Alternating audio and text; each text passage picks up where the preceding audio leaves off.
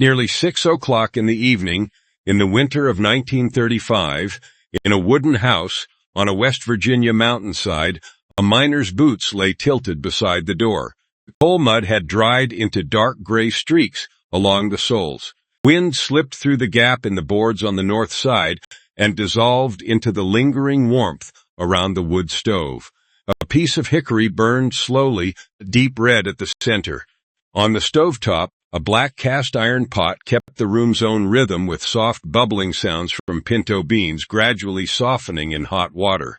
The smell of beans, onions, and wood smoke blended, clinging to the curtains, the faded hand towel, and the wooden handle of a knife with an old burn mark near the blade. A pre-cooked box on the shelf, and the pot of beans that never really cooled on the table was what remained of the entire week. A bag of pinto beans more than half empty, a sack of cornmeal tied with string, a few small onions, and a jar of lard with only a thin white layer left at the bottom. But the thing that held the eye longer sat on the low shelf beside the stove. It was a dark wooden recipe box, its lid slightly warped from years of exposure to steam. A corner of paper protruded beneath the edge of the box. 2 faded words could still be read on it: Pinto Beans. Directly beneath it was another card labeled Cornbread. Instructions had never been written out completely. The woman in that kitchen measured time by the sound of the bean pot boiling, measured by the warmth against the back of her hand, knew when the cornbread was ready by the smell of toasted meal beginning to rise above the smell of wood smoke.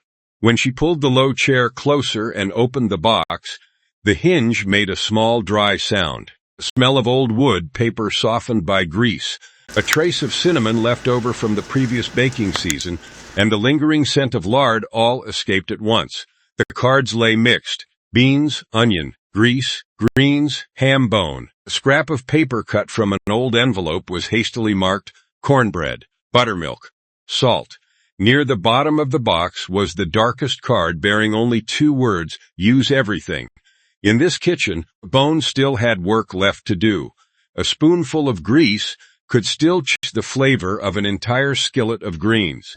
A bag of beans could leave the house with a man in the morning and return to the table the following evening. In Appalachia, nothing that could still feed a person was wasted, and the box also preserved stories that had never been fully told. 1 pound of beans costing about 6 cents had once been enough to fill a pot that fed 6 to 8 people through a winter evening.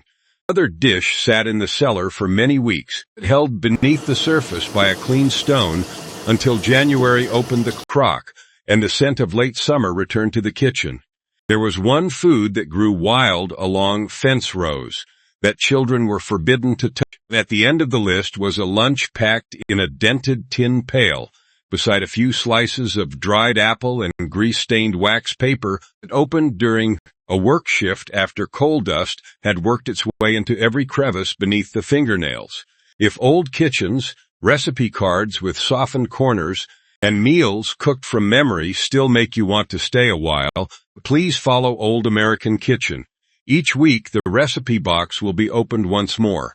Then I reached into the box and removed the first card. The 2 words on the paper had faded from years of being touched. Pinto Beans. The wooden spoon stirred one more circle through the cast-iron pot. Pull your chair closer. 25 Appalachian dishes begin with dish number 25. West Virginia, winter of 1935 pinto beans, greens, and a skillet of cornbread that carried the house through the cold season. In the winter of 1935, 4 cards lay side by side in the recipe box of a West Virginia kitchen: pinto beans, greens and ham bone, cornbread and buttermilk, and cracklin' bread. Her husband found work around the coal mines and logging roads one day at a time. Some weeks he placed his wages on the table. Some weeks his damp gloves were dried near the stove before word of work arrived. 4 children sat around the table, the youngest using a piece of wood beneath one chair leg. The cast-iron pot, cast-iron skillet, bag of beans, barrel of cornmeal, and jar of lard always waited in their proper places. Dish number 25 began with the sound of pinto beans rattling into a tin tray. She placed the tray on her lap, picked out dry husks and small stones before washing the beans, soaking them overnight, and changing the water the following morning. 1 pound of beans cost about 5 to 7 cents. With onions, salt, and the scraps of grease from the bottom of the jar added, the entire pot cost roughly 12 to 18 cents, enough for 6 to 8 people when served with cornbread. The beans simmered for many hours, the liquid turning brown and clinging to the back of the spoon. She pressed a bean against the side of the pot to test its softness. The remainder received more water, was lightly mashed, and was served the next day again. The people in the house looked into the pot to know how many meals remained before the next payday. Dish number 24 was washed until the third rinse before the sand was gone. The greens from behind the house cost almost nothing, while a small smoked ham hock cost about 8 to 12 cents if one had to be purchased. She placed the bone at the bottom of the pot, simmered it until the smoky flavor entered the broth, then pressed each layer of leaves down with a wooden spoon. A large bundle of greens quickly collapsed, darkened, and took on a sheen beneath a thin layer of grease. A piece of meat was too small to divide evenly, but the salty, slightly bitter, smoky pot liquor reached every bowl. The cornbread wiped up every last drop. Dish number 23 used leftover cornbread from the previous evening. She crumbled the bread into a bowl, poured cold buttermilk over it, and stirred gently. A serving cost only about 2 to 4 cents, and was often reserved for someone who had returned home late or when the bean pot had run empty. The coarse crumbs gradually softened and settled into a thick layer at the bottom. Only sounds in the room were a spoon touching stoneware and the quiet crackle of burning wood. The stove did not need to be lit again. Supper was still placed before someone whose arms were tired from work. Dish number 22 appeared after lard rendering day. Small golden brown cracklings were scooped onto paper drained, then crushed into cornmeal. An entire skillet usually cost less than 10 cents. The cast iron skillet was heated, greased, and received the batter with a sharp, sizzling sound. When the wooden-handled knife cut down through it, the dark bottom crust cracked lightly, revealing salty cracklings hidden within the bread. 4 children watched each piece being divided. What remained from the previous day's work had made today's meal different. At the end of the evening, a thin layer of beans remained in the pot. The cast-iron skillet was wiped clean while still warm, and the jar of lard returned to its place near the edge of the stove. The woman arranged the 4 cards side by side in the recipe box. The beans provided fullness. The greens preserved the flavor of the bone. The cornbread replaced bread bought from the store. The cracklings made the skillet bread more memorable. But that winter had begun in late summer, when she looked out over the garden and chose what had to go into the cellar before the first frost. Kentucky, late summer of 1927, saw crocks, glass jars, and mothers. Ucho knew winter was coming before it arrived. In late September of 1927, a damp scent of earth rose from the cellar door beneath the floor of a Kentucky kitchen. The woman lifted the iron ring, stepped across the unsteady stairs, and placed the recipe box beside a stack of freshly boiled jar lids. The edges of the tomato leaves had already withered. The beans on the vines were beginning to toughen, and the morning glass felt colder than the palm of her hand. 4 water-stained cards were taken out. Sore corn, their britches beans, chow-chow, and pickled eggs. These dishes were prepared for the months that had not yet arrived. Dish number 21 began with the sound of corn kernels dropping into an enamel basin. The late-season corn from the garden took almost nothing from the market budget. The amount of salt needed for a small crock cost only about 1 to 2 cents. She boiled the brine, let it cool, then poured it over the corn, placing a stone that had been scrubbed and boiled on top so that every kernel remained beneath the surface. A few weeks later, the liquid in the crock turned slightly cloudy.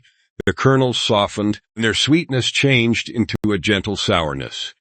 Set beside brown beans and cornbread, A spoonful of sour corn carried August all the way into January. Dish number 20 was opened in the middle of the cold season. The green beans in the jar had turned olive-colored, wrinkled, and deeply salty inside. She rinsed them in cold water, heated a spoonful of grease, and simmered the beans until their skins became glossy. Using beans from the garden, the entire pot cost only about 3 to 6 cents. The jar in the cellar continued the work of the bean rows, long after they had been covered by frost. Dish number 19 gathered what remained before the first cold snap.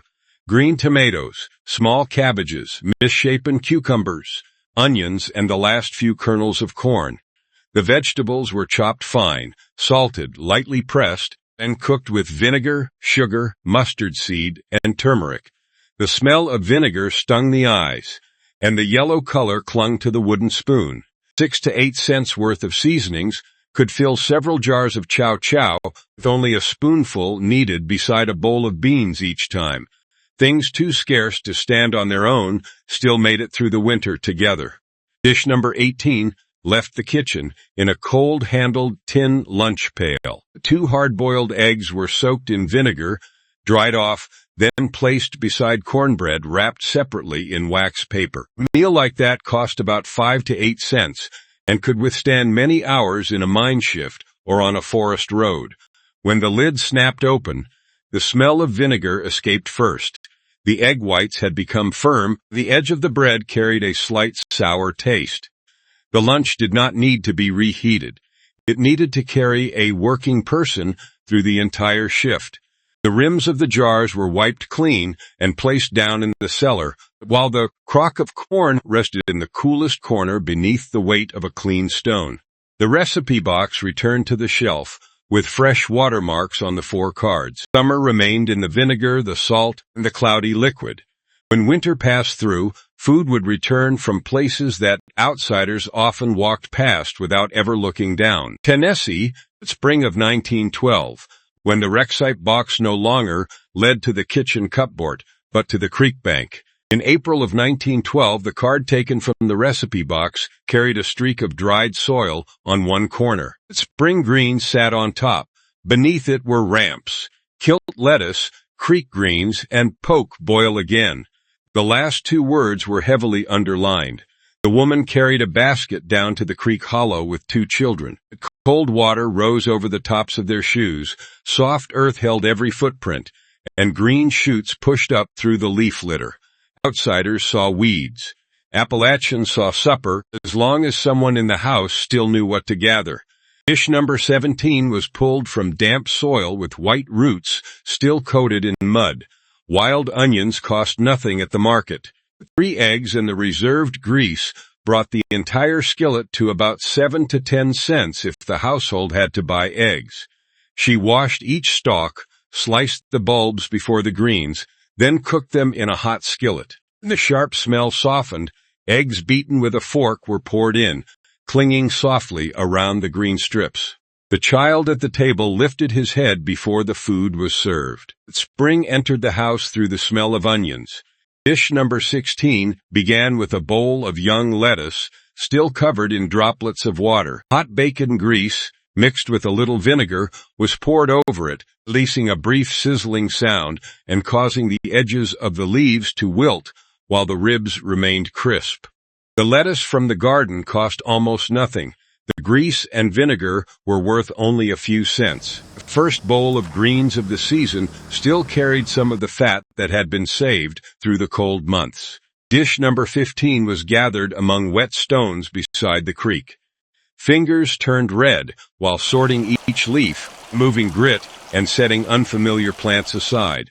The tender greens were blanched or quickly sautéed with grease, leaving a fresh, slightly peppery, mildly bitter flavor beside beans and salt-cured meat. Cost was only about 1 to 2 cents, but that basket had been earned with a long walk, cold hands, and the memory of every plant stem.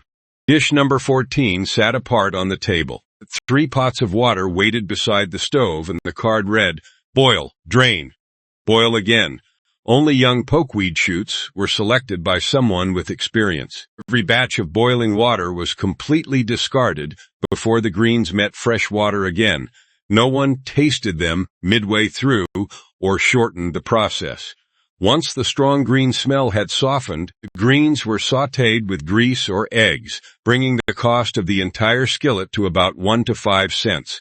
This dish survived through many generations because of one step that was always underlined. At the end of the day, the basket was propped beside the door, the cooking water was carried and poured out far from the well, and the spring greens card returned to the box.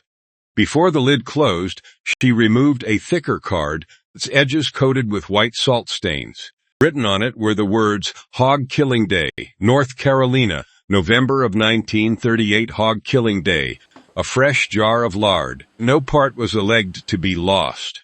In November of 1938, before daylight fully arrived in North Carolina, the water outside was already trembling gently in a large kettle. The kitchen table had been scrubbed the evening before, its wooden surface worn lower in the center from years of kneading dough and chopping meat. 2 wooden-handled knives, a sharpening stone, a spool of thick thread, and a slotted spoon lay in the first drawer. The Hog Killing Day card was placed on top of the recipe box. Everyone in the household already knew their task by sight and by hand. Dish number 13 began when a slice of country ham touched a hot cast-iron skillet. The edges of the meat curled, fat rendered out, and the smell of smoke and salt moved through the room. One slice of ham cost about 10 to 15 cents, and with black coffee and cornbread, breakfast for several people came to roughly 15 to 22 cents. When the meat was lifted out, she poured coffee into the skillet and scraped up the brown layer stuck to the bottom. The thin, bitter, salty gravy soaked quickly into the bread for those who had to leave the house before the light reached the tree line. Dish number 12 came from the hog's head, feet, and tongue. She washed each piece, simmered them for a long time with onions, vinegar, and salt, peeled the outer skin from the tongue, and removed the meat from the bones. The broth clung to the fingertips once cooled, then set itself around the meat in a bowl placed in the coldest spot available. The home-raised hog, the seasonings for the entire batch cost only about 3 to 5 cents. Parts that were difficult to handle still became food through low heat and many hours of waiting. Dish number 11 began with the smell of vinegar on the hog's stomach after it had been turned inside out, scrubbed with salt, and washed many times. Potatoes, cabbage, onions, and scraps of meat were stuffed inside, openings sewn shut with thick thread, then cooked slowly. The entire large dish usually cost about 8 to 15 cents. When a knife cut through the firm outer layer, the steam carried the smell of potatoes, cabbage, and salted meat upward. The pouch that had once held the animal's food now held a meal for the entire family. Dish number 10 required more tubs of water than any other dish that day. The intestines were turned inside out, soaked in salt or vinegar, parboiled, drained, then cooked again with onions, garlic, and potatoes. The cost was only about 5 to 10 cents when taken from a home-raised hog. The hands had to keep working until the strong odor softened, and the broth developed a thin layer of grease on top. That dish was remembered as much for the work that had been carried through to the end as for the meal itself. At the end of the day, the fresh jar of lard stood beside the pot of bones, the bowl of jellied meat, and the prepared stuffed stomach. She wiped down the table, put away the knives, and returned the Hog Killing Day card to the recipe box with a fresh streak of salt along its edge. Beneath it was another card bearing 2 words, Wild Meat. Kentucky, autumn of 1938, the wild meat card, mud-caquette boots, and suppers that never passed through a store. In the autumn of 1938, the sound of mud-caked boots striking the doorstep echoed as the woman scraped the last of the flour from the sack.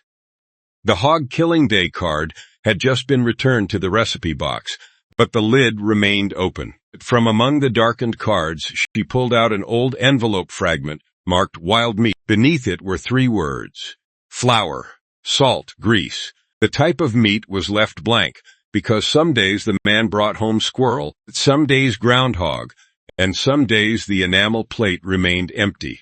He scraped the dirt from his boot soles, hung the rifle on a high hook, and placed on the table whatever the woods had allowed him to bring home. She looked at the plate, looked at the bowl of flour, and pulled the cast-iron skillet closer to the fire.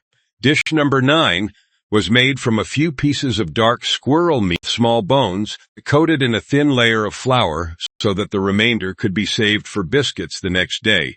Wild game cost almost nothing in cash. Milk, flour, grease, and seasonings brought the entire skillet to about 5 to 7 cents. He fried each piece until the edges turned golden, then saved the brown flour bits left on the bottom. Milk was poured in slowly, and a spoon stirred until it left a brief clean trail across the surface of the skillet.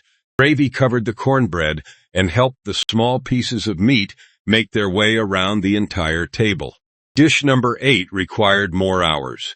The strongly scented fat of the groundhog was trimmed into the porch. The meat might be parboiled before being layered with potatoes, carrots, and onions. About 8 to 11 cents worth of vegetables was enough to fill a pot for a small family. The lid remained tightly closed over low heat until the potatoes absorbed the meat juices.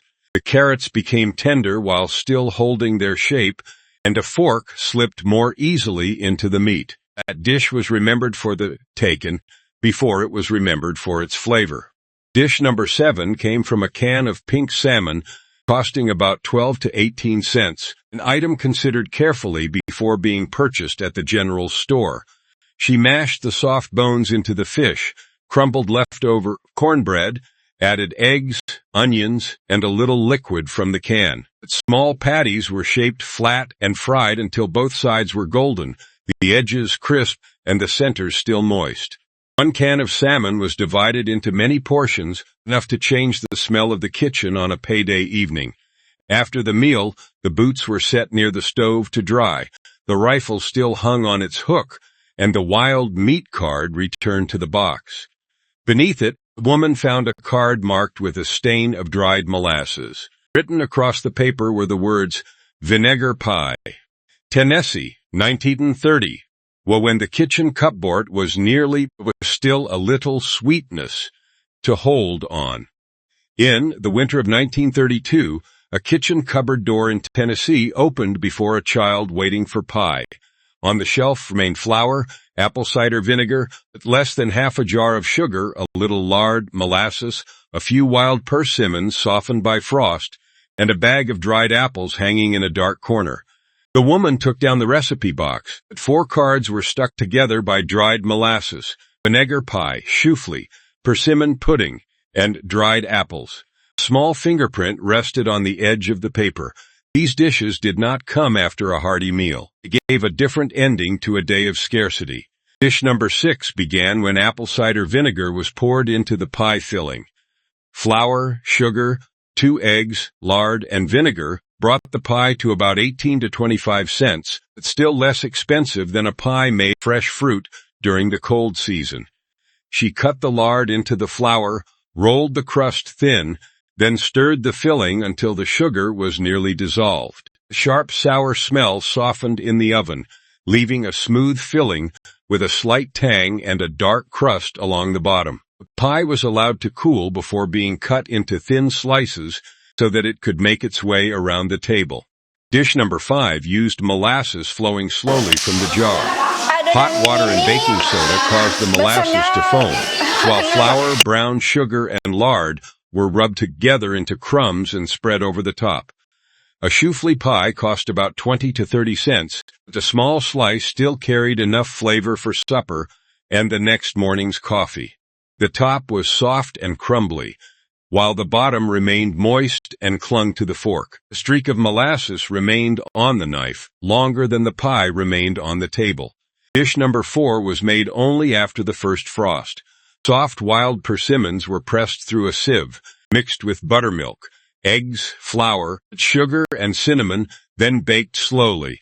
An entire pan usually cost about 12 to 18 cents if the household had eggs. The surface of the pudding was brown-orange, the center still moist, and carrying the deep sweetness of fruit ripened along the forest edge. The child who had once been warned not to pick persimmons too early now waited for a small piece to be cut and served. Dried apples were the sweet food that could leave the kitchen.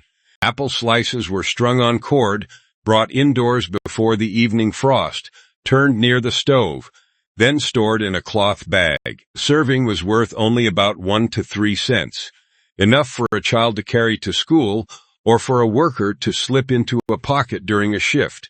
The apples were chewy, richly sweet, and sometimes retained a hint of smoke. At the end of the evening, the vinegar pie cooled on the table. The knife still carried traces of molasses. The pudding was covered with a cloth, and the dried apples were divided into 2 bags. One bag rested beside the tin lunch pail. The dried apples card was placed near the top, waiting for the sound of the box lid closing before dawn.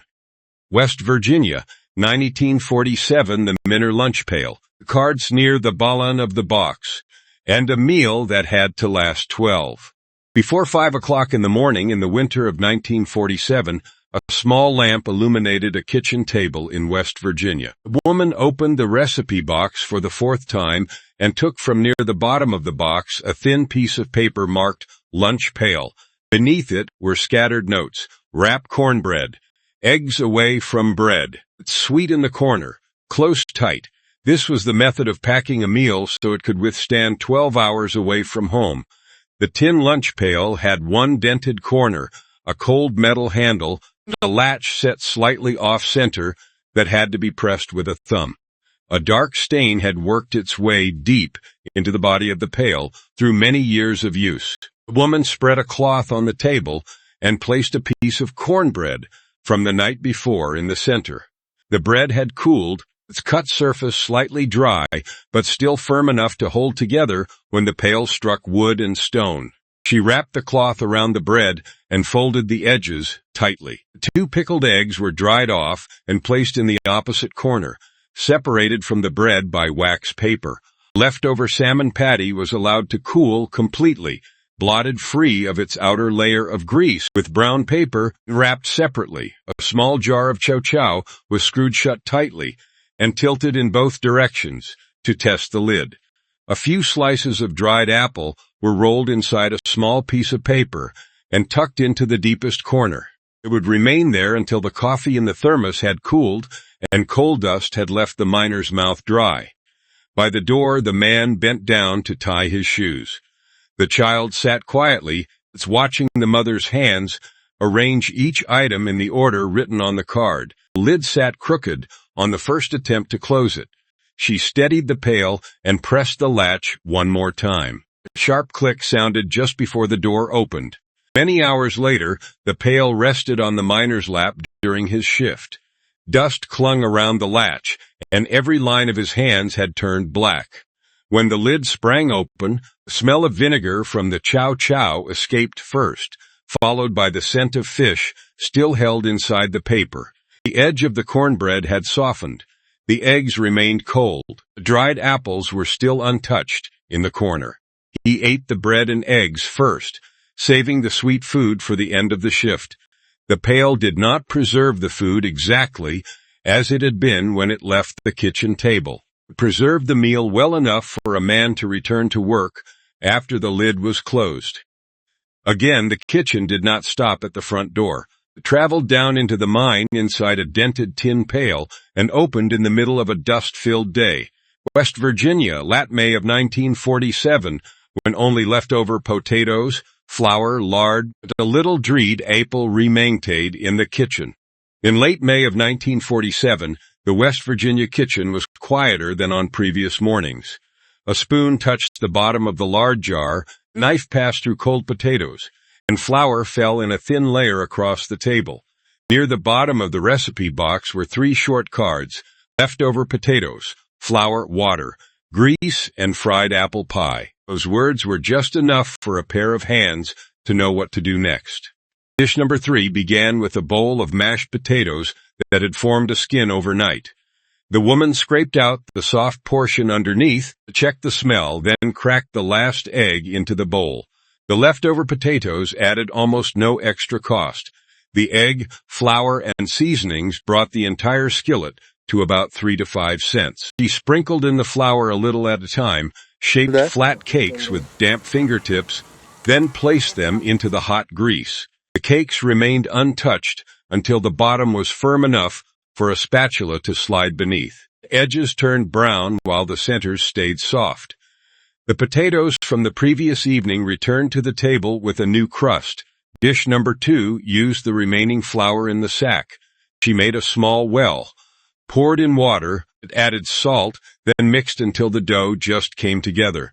One batch cost only about 4 to 6 cents. Pieces of dough were pinched off, pressed between both palms, and fried in the grease scraped from the sides of the jar. Edges puffed slightly, the outside became unevenly crisp, and the interior remained dense and softer when freshly lifted from the skillet. A plate of hot bread sat beside pickled vegetables or the last of a thin gravy. Dish number 1 began before dawn with a handful of dried apples taken carefully from the bag. The apples were cooked slowly with a little water, sugar, and a pinch of cinnamon, softening while still retaining a few slightly chewy slices. The dough was rolled thin, cut to fit the palm of a hand, filled off center, then folded over. She sealed the edges with the tines of a fork so the filling would not leak into the grease. A small batch usually cost about 10 to 15 cents if the apples came from the family orchard. Pies were fried until their surfaces puffed with a few dark spots, and rested on brown paper to cool. The one with a split edge was left for the child. Unbroken pies went into the corner of the lunch pail, least likely to be crushed. They could withstand many hours in the mine, enough for a worker to recognize the smell of apples beyond the coal dust and machinery noise. The fried apple pie card returned to the recipe box beside pinto beans. Flour still rested on the table, the lard jar was nearly empty, and the lid of the box remained open. The card returned to its place, the cast iron pot cooling slowly, and the kitchen still, having one task left for tomorrow. Near 6 o'clock in the evening, in the winter of 1935, a spoon once again touched the side of the black cast iron pot in a West Virginia kitchen. The pinto beans that had once been picked free of small stones on a tin tray were now reduced to only a few beans at the bottom. In other kitchens, a clean stone still held corn beneath the surface of the water, vinegar still clung to the lids of chow-chow jars, 3 pots of water had softened the pokeweed shoots, and the tines of a fork had just sealed the edge of the last apple pie. A spoonful of lard was scraped down to the white layer at the bottom of the jar because it could still heat a skillet. A bone went into the pot before it was discarded. Cracklings fell into cornmeal. The last apples of the season were sliced, dried, and cooked soft many months later. Cold potatoes received an egg and a brown crust. Canned salmon was mashed together with its soft bones. Each thing had passed through wages, cold soil, wood smoke, forest paths, or many hours of hand labor before it reached the table. In Appalachia, nothing that could still feed a person was wasted. People knew that a bag of beans had to be earned with working wages, that a jar of lard began on hog-killing day, that a crock of vegetables was prepared in late summer, that a slice of dried apple in a lunch pail had begun in the autumn before. The woman poured a little water into the pot so the beans would not dry and harden before morning. The sack of cornmeal was tied shut again. The lard jar had its lid. The clean tin lunch pail rested upside down at an angle. On the shelf, the recipe box remained open. Pinto beans lay on the left, fried apple pie lay on the right, the lunch pail was placed between them. The cast iron pot held heat. The recipe box held the knowledge of what hands needed to do. The lunch pail carried both to the place where working people had to spend the entire day. The kitchen did not need an abundance of food to know how to save a portion for someone who had not yet come home. The most perfect pie was wrapped to go. The cracked one stayed behind for the child. The woman ate the broken piece when she lifted it from the skillet. She pushed the cards down, but one corner of paper still protruded. The curved wooden lid was lowered and stopped before closing completely. The corner of the pinto beans card was visible beneath the edge of the box. The box was always opened at supper time. If one of the dishes on this list ever appeared in your grandmother's, mother's, or family's kitchen, the name of that dish in the comments. And please follow Old American Kitchen so that the next time another old card is taken from the recipe box, you will still have a chair at the table. Some recipes were never written down completely because the hands in that kitchen had remembered the rest for a very long time.